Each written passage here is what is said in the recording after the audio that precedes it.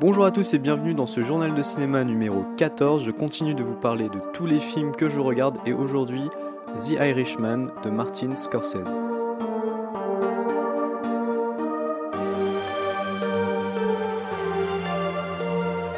Il était difficile de passer à côté de The Irishman, le dernier film de Martin Scorsese, qui est adapté des Confessions de Frank Sheeran, interprété dans le film par Robert De Niro.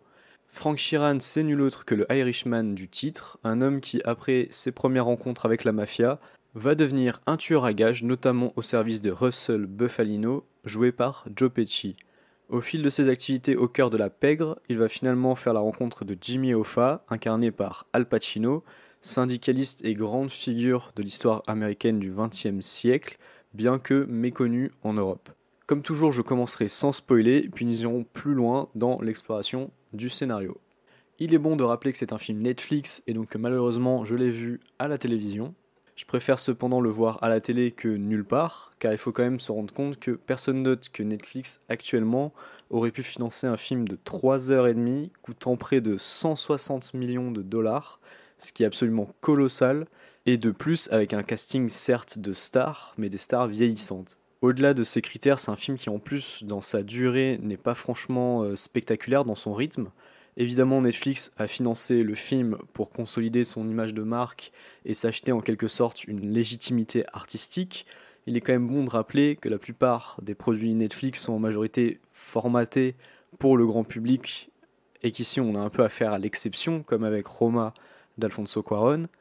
Et rappel nécessaire sur la genèse de ce film, ayant récemment entendu dire sur une radio bien connue que c'était le choix de Scorsese d'aller sur Netflix et que par sa faute on ne pouvait pas le voir au cinéma, il faut se rendre compte que c'est à cause des lois françaises qu'on ne peut pas le voir au cinéma et pas à cause de Netflix.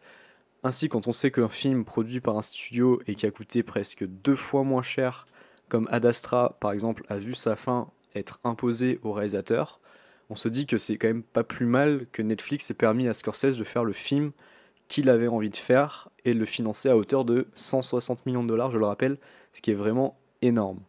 Et donc ce film, il se déroule sur plusieurs temporalités. Alors la première, c'est celle du début, avec Frank, qui est dans une maison de repos et qui nous raconte son passé.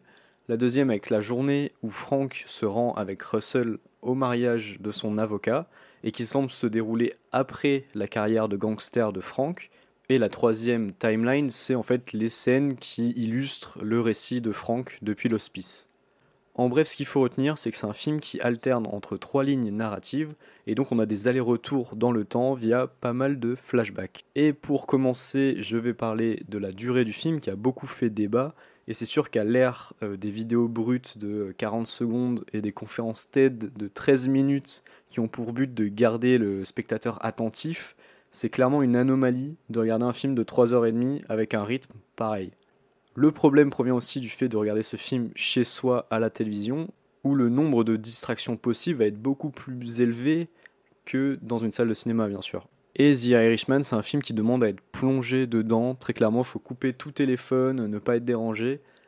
Parce que ces 3h30 de film, ce serait mentir de dire qu'elle passe d'une traite. Le film, il n'est pas ennuyeux pour autant, mais il est très dense. Et on est vraiment sur une fresque qui parle du temps qui passe. Et cette durée n'est pas anodine. Martin Scorsese veut qu'on passe beaucoup de temps avec ces personnages pour qu'à la fin, l'impression qu'une vie a défilé sous nos yeux imprègne le spectateur. Et j'insiste sur la durée parce qu'elle fait beaucoup parler et que des films de plus de 3 heures comme ça a évidemment toujours existé, mais qu'aujourd'hui, on a un peu perdu cette habitude et que aussi, notamment à l'époque, il y avait parfois des entr'actes au milieu du film qui permettaient un peu de respirer. Et je crois vraiment que si le film était sorti au cinéma, ça aurait beaucoup moins posé problème, parce qu'en fait, beaucoup de moins de gens auraient fait la démarche de le voir, ou auraient eu potentiellement l'envie de le voir, parce qu'on a vu par exemple Avengers, le dernier, il faisait 3 heures, et ben ça semble avoir dérangé personne. Personnellement, j'ai eu aucun mal à regarder le film en entier, j'ai senti le temps passer évidemment, mais à aucun moment j'ai ressenti de l'ennui. Personnellement, j'aurais pas pu regarder le film autrement que d'une traite, et j'aurais préféré attendre avoir 3h30 de libre pour le voir que de le voir morcelé. Mais si vous n'avez pas le temps, eh bien faites comme vous pouvez, mais essayez quand même de voir le film. Et on va enfin pouvoir parler du contenu du film, pourquoi on s'ennuie pas devant The Irishman. Eh bien avant de vous répondre, je vais vous parler du premier point négatif du film selon moi. C'est le de-aging dont on a beaucoup parlé, donc le rajeunissement numérique. Au début du film, sur Robert De Niro, N'irons pas par quatre chemins, ça fonctionne pas du tout. On voit que son visage, il est pas du tout naturel. Il y a presque un sentiment d'uncanny valley. Donc pour ceux qui connaissent pas, c'est quand un visage paraît très réaliste, mais qu'en fait on voit qu'il est pas humain et du coup ça donne un sentiment de malaise. Et plus le film avance, et moins la technologie est présente, car les personnages vieillissent. Donc ça s'améliore petit à petit. D'autant que je trouve qu'Al Pacino et Joe Pesci s'en sortent bien mieux que De Niro. On finit donc par s'habituer, mais vraiment sur le personnage de Frank et donc de Robert De Niro. Comme on sait à quoi ressemblait De Niro jeune, je trouve que ça fonctionne pas du tout. Autre bémol, c'est très difficile de comprendre quel âge ont les personnages rajeunis justement. Et notamment De Niro au début du film, je sais toujours pas à peu près quel âge il est censé avoir, tellement ça se retranscrit pas dans son visage. Et quand il parle notamment à Joe Pesci, on a l'impression qu'ils ont à peu près le même âge, alors qu'on a l'impression que Joe Pesci est plus vieux que De Niro. Pour rester sur l'aspect visuel du film, je trouve que les effets numériques aussi sont pas toujours très réussis. Notamment, il y a une scène avec un drapeau, on l'a vu d'ailleurs dans la bande-annonce, avec Al Pacino devant un drapeau en berne, et il y a un fond vert qui est absolument hideux. C'est absolument scandaleux de voir ça dans un film de ce budget-là, ça ne fonctionne pas du tout. Ces effets visuels pas forcément très réussis, couplés à une photographie elle aussi très inégale, eh ben ça donne parfois un aspect visuel un peu raté, je trouve, au film, malheureusement. Pour ce qui est des acteurs, De Niro est vraiment le personnage central du film, celui qu'on verra le plus. Je trouve personnellement qu'il joue très bien, même si j'ai lu certains se plaindre de sa performance. Elle fait totalement sens pour moi du début à la fin, et surtout à la fin. Il abuse peut-être un poil de sa moue à la Droopy avec sa bouche qu'on lui connaît, mais sinon c'est une excellente performance. Joe Pesci, presque 10 ans après sa dernière apparition au cinéma, je l'ai trouvé magistral, très loin de son côté un peu surexcité et sautillant. Il est dans un registre beaucoup plus sobre, mais excellent dans le rôle d'un des boss de la mafia. On a aussi pas mal parlé de la présence d'Harvey Keitel, autre acteur important de la filmographie de Martin Scorsese, et sans doute dû à son âge parce que c'est le plus vieux de toute la bande, il est finalement assez peu présent dans le film. Je pourrais parler de chaque acteur un par un, tout le casting étant vraiment très bien choisi. Vraiment, la grande majorité des seconds rôles sont hyper bien castés, très bien écrits, bien joués aussi, et ça rajoute voilà, à la minutie de cet univers, à vraiment rendre le film encore plus crédible, encore plus intéressant. Et Scorsese a vraiment été très bien servi par les seconds rôles qui sont vraiment voilà, très très solides. Et j'ai gardé le meilleur pour la fin, Al Pacino dans le rôle de Jimmy Hoffa. Pour moi, c'est une masterclass, pas grand chose d'autre à dire. Il aura été présent dans 2 des films américains les plus importants de l'année, avec le dernier Tarantino, Once Upon a Time in Hollywood. On peut aussi en dire de même pour Robert De Niro et son rôle dans le Joker. Souvent, on a tendance à dire que l'on trouve plus difficilement des rôles de qualité en vieillissant, et la carrière de De Niro et Pacino le prouve assez facilement.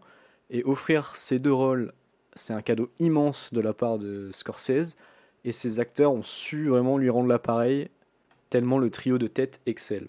Et c'est peut-être à tous les 3 leur dernier très grand rôle, mais vraiment Pacino lui livre une interprétation, je trouvais, d'exception. Il est drôle, touchant, énervant, colérique, et il est habité par ce rôle de Jimmy Hoffa, et la performance est assez incroyable à presque 80 ans. Pour ce qui est de la mise en scène, je trouve que Scorsese a frappé assez fort. Le film regorge vraiment de séquences mémorables et certaines vraiment virtuoses. Déjà, le film, par sa structure et ses choix de narration, est excellent selon moi, mais la partie spoiler sera là pour parler plus amplement du scénario. Et c'est assez marrant parce que Martin est bien connu pour ses films de gangsters, et bien qu'on retrouve sa patte, je trouve qu'il cite pas mal le parrain de Coppola, notamment avec la scène de la remise de prix, où vraiment ça m'a rappelé les scènes de fête un peu chorales qu'on retrouve dans la trilogie du parrain. Aussi, les nombreuses scènes impliquant Frank dans des meurtres ou des larcins, elles sont pour moi aussi très réussies, des scènes d'assassinat dans les restaurants, etc. Il y a vraiment cet aspect brutal et rapide du meurtre dans la mafia, sans crier gare, la mort peut arriver de partout, et ça c'est toujours très bien rendu. La BO aussi, elle est très solide, elle participe à la reconstitution que j'ai trouvé de qualité, et c'est assez drôle parce que de ce côté, on peut vraiment comparer avec le film de Tarantino, parce qu'on a un rapport un peu similaire à la nostalgie avec cette reconstitution, même si ce qu'on nous montre est violent et que la mafia avait un pouvoir important, Scorsese a un amour véritable pour l'époque qui est filmée. Et près de 10 minutes après le début de cet épisode, on va passer à la partie spoiler, parce que j'ai encore pas mal de choses à dire, notamment sur les thématiques du film. Pour passer directement à la conclusion, rendez-vous à 16 minutes 55.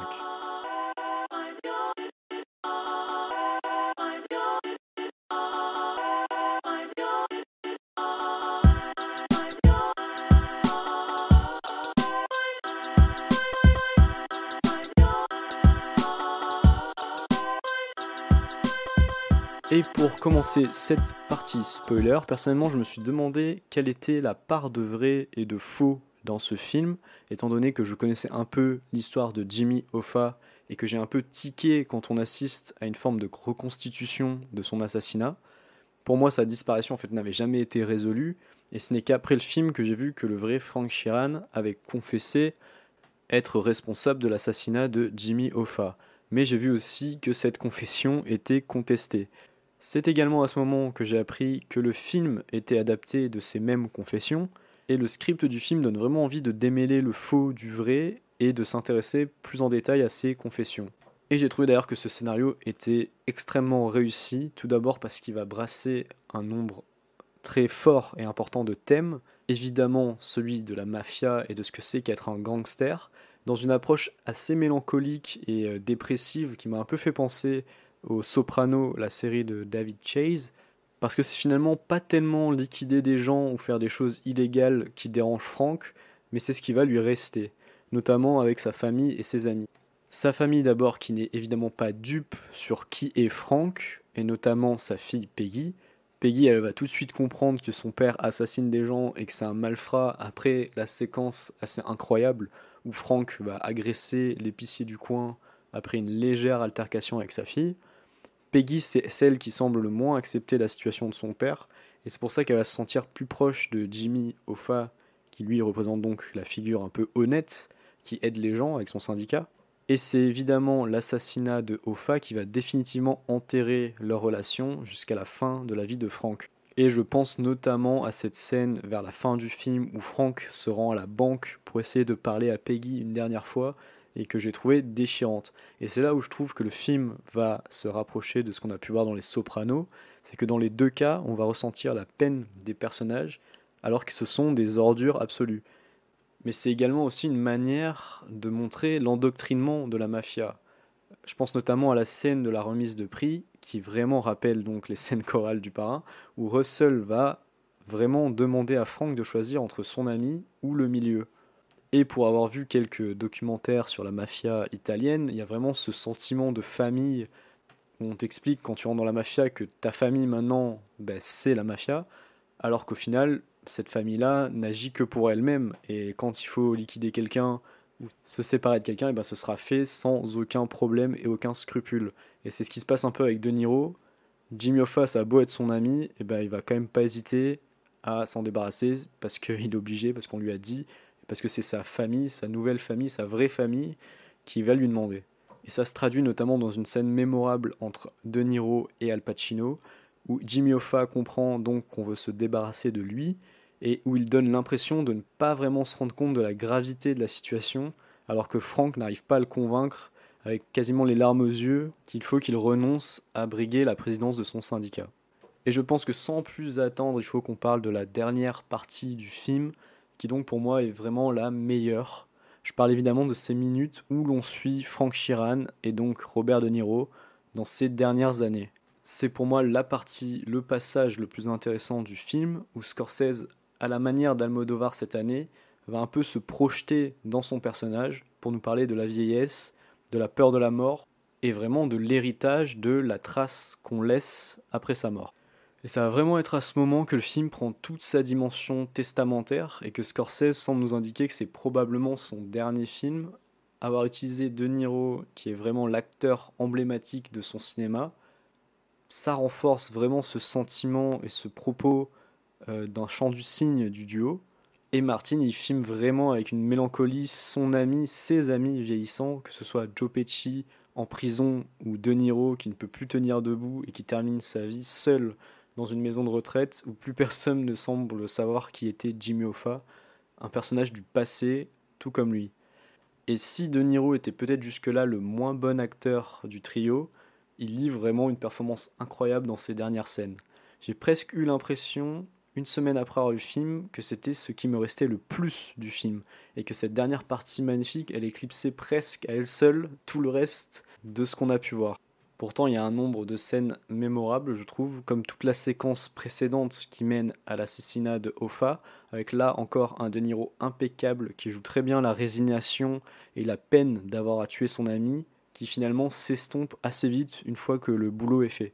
J'ai trouvé aussi incroyable la manière dont Scorsese mène le spectateur en bateau avec le voyage en voiture, qui est en fait nul autre que le moment qui précède l'assassinat de Jimmy. Je trouve l'effet de cette révélation assez incroyable. Parce que jusqu'ici, on avait vu voilà, des vieillards un peu bedonnants qui font un road trip avec leurs femmes. Et en fait, rien du tout. Tout ça, c'était pour mener Frank à l'assassinat de son ami Jimmy. De manière plus générale, toutes les séquences où Frank accomplit ses meurtres sont de toute manière réussies. Autre séquence réussie pour moi, la scène où on apprend la mort de Kennedy, où les personnages apprennent sa mort. Et j'ai bien aimé d'ailleurs que les personnages sous-entendent que c'est la mafia qui a assassiné Kennedy, tout simplement car c'est une théorie qui existe. Je ne suis pas expert sur la question, donc je ne jugerai pas de ça et de la légitimité de cette théorie, mais elle prend vraiment tout son sens dans le film. Et je vous propose maintenant de passer à mon avis final sur le film et à ma conclusion.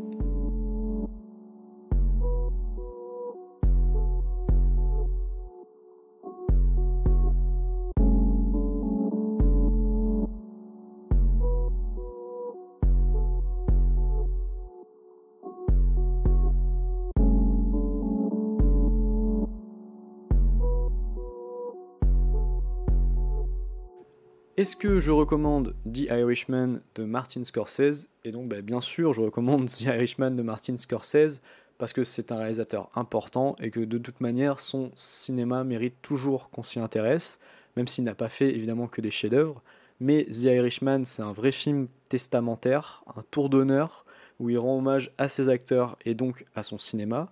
Un film vraiment personnel qui est un peu à la manière du dernier Tarantino, j'ai trouvé un témoignage d'une époque qui n'existe plus. Au-delà du film de gangster, c'est aussi un film qui traite de l'histoire des États-Unis, même si tout n'est pas nécessairement exact, à commencer par l'assassinat de Hoffa par Sheeran. Je crois que justement, pour nous, Européens, qui ne connaissons pas nécessairement l'importance de Jimmy Hoffa, c'est assez passionnant. Et bien que la dernière partie semble presque voler la vedette au reste du film, je crois surtout que c'est parce que c'est un film qui mérite d'être revu, chose que je n'ai pas forcément le temps de faire dans l'immédiat malheureusement.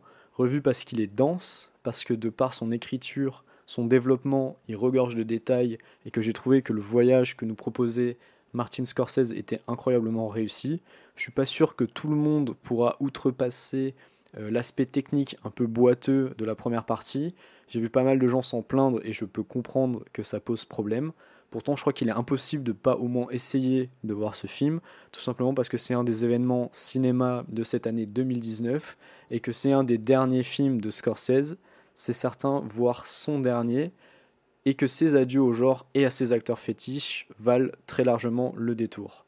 En résumé, des acteurs impeccables, Al Pacino en tête, une histoire que j'ai trouvée passionnante, une mise en scène de talent pour un film qui joue de sa longueur pour parler du temps qui passe. Bien qu'imparfait techniquement, le chant du cygne de Martin Scorsese mérite qu'on s'y attarde et risque bien d'être une date importante dans la filmographie de ce grand réalisateur. Merci de m'avoir écouté, c'est tout pour cet épisode et c'est déjà pas mal, c'est le plus long de Journal de Cinéma. Si vous voulez suivre toute l'actualité du podcast, ce sera sur Twitter @Journal de Cinéma.